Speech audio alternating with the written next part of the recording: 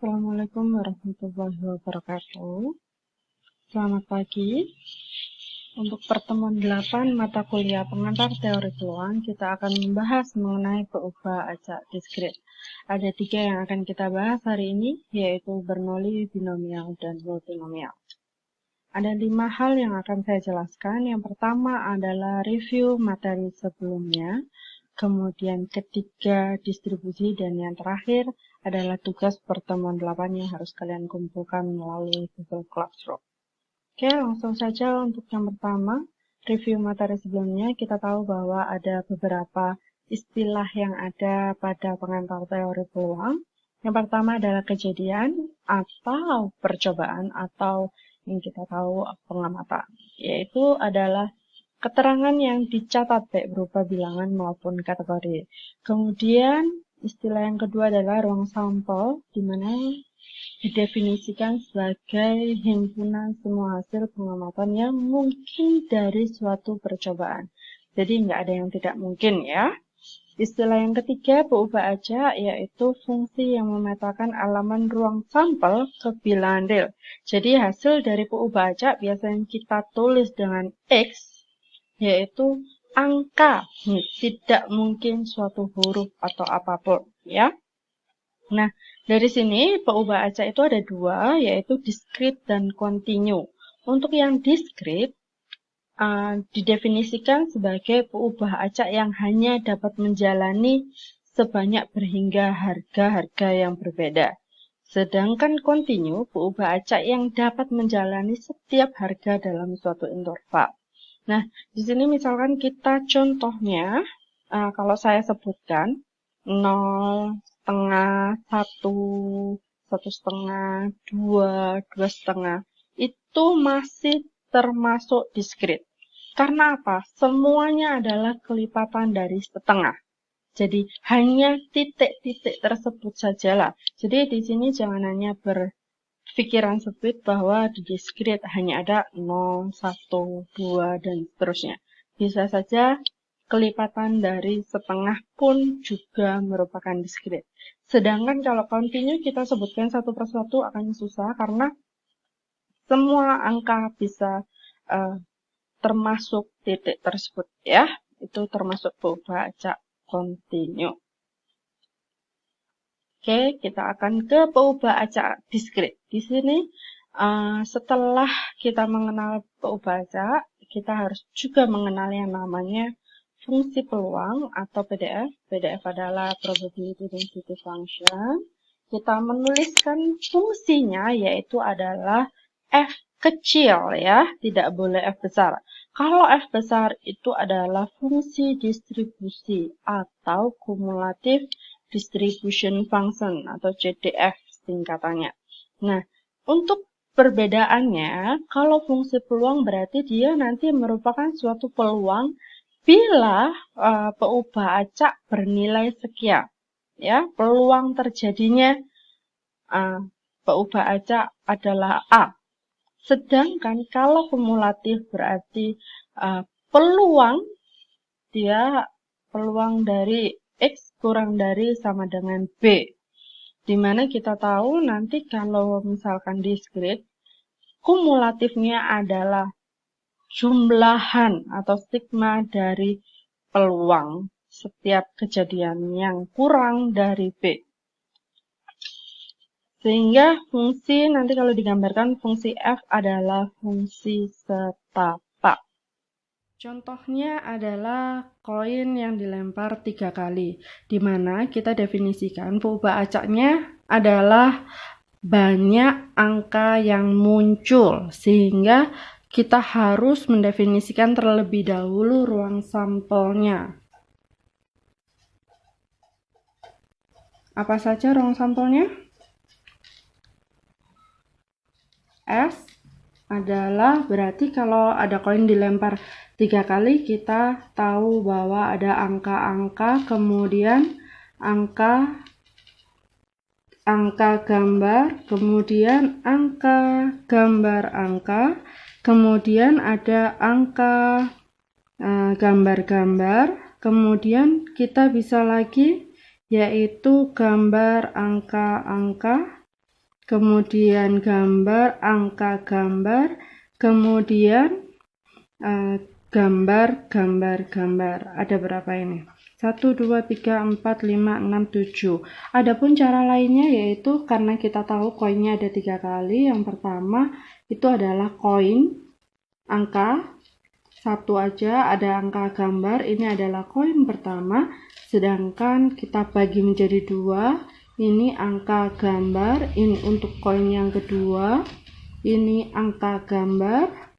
Kemudian kita ambil dari koin yang ketiga, angka gambar, angka gambar, angka gambar, angka, dan gambar.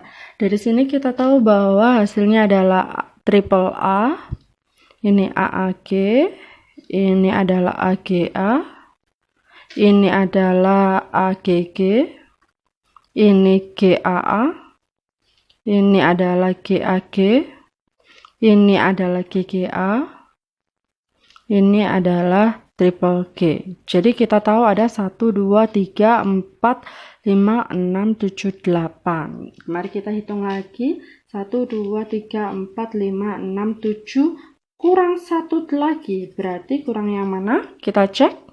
AAG, AGA, AGG, GAA, GAG, GGA. Ya.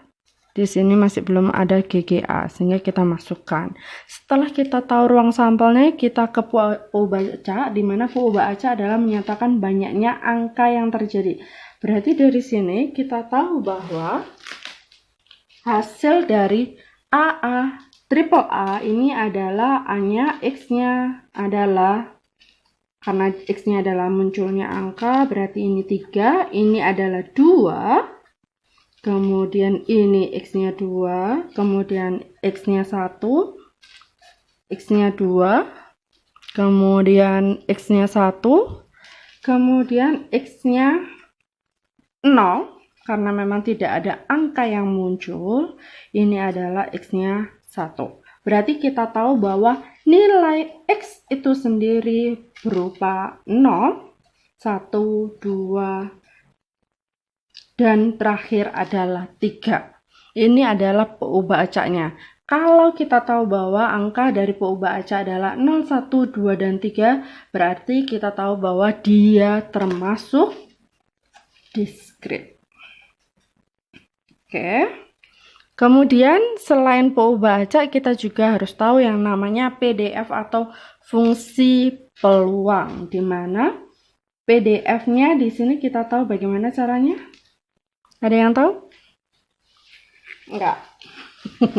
Enggak apa-apa deh. Jadi di PDF kita akan masukkan satu persatu saja, yaitu di mana kita tahu F dari A-nya kan bernilai 0 dulu. Jadi F0 itu hasilnya adalah peluang di mana X-nya akan sama dengan 0. Kita bisa hitung di sini yang X-nya terjadi 0 cuma sekali. Berarti peluangnya 1 per, dan totalnya ini adalah NS-nya tadi.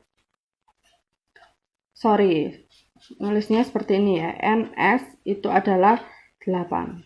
Oke.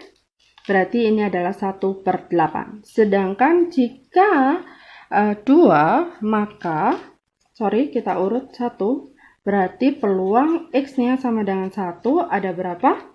1, 2, 3, berarti 3 per 8. Sedangkan F-nya 2, di mana peluang X sama dengan 2 itu adalah 1, 2, 3, berarti 3 per 8 juga. Dan yang terakhir F-nya yang kecil ya, jangan yang besar karena dia adalah PDF. Peluang X sama dengan 3 yaitu ada cuma 1, berarti 1 per 8. Selain itu dari sifat peluang kita tahu bahwa totalnya ini semua harus sama dengan 1. 1 tambah 3, 4, 4 tambah 3, 7 tambah 1, 8. Berarti 8 per 8 sama dengan 1. Udah pasti terbukti ya. Dari sini kita tahu, 8 per 8 sama dengan 1. Kemudian yang kedua CDF. Di mana di CDF kita harus tahu bahwa yang pertama adalah 0, Jadi peluang F0 itu adalah peluang X kurang dari sama dengan 0. Berarti kita tahu kalau diskrit kumulatifnya harus berupa jumlahan, yaitu hanya ada P X sama dengan 0, yaitu 1/8. Oke, kemudian F besar 1 berarti peluang X kurang dari sama dengan 1, berarti peluang X-nya sama dengan 0 ditambah dengan peluang X-nya sama dengan 1. Berarti jumlahnya adalah 1 ditambah 3, yaitu 4/8.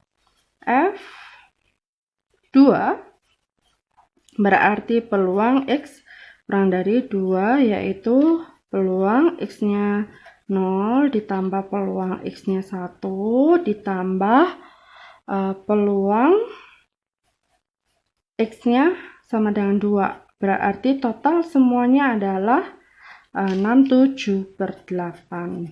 Dan yang terakhir yaitu 3. Peluang X kurang dari sama dengan 3. Berarti total semuanya adalah 1. Dari mana? Di sini kita bisa gambarkan dari CDF-nya. Seperti ini ya. Kita bikin garis.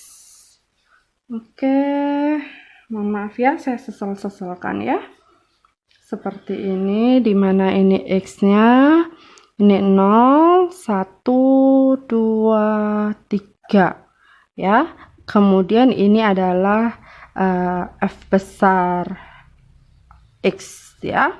X besar X, dimana berarti kita tahu paling tingginya adalah 1.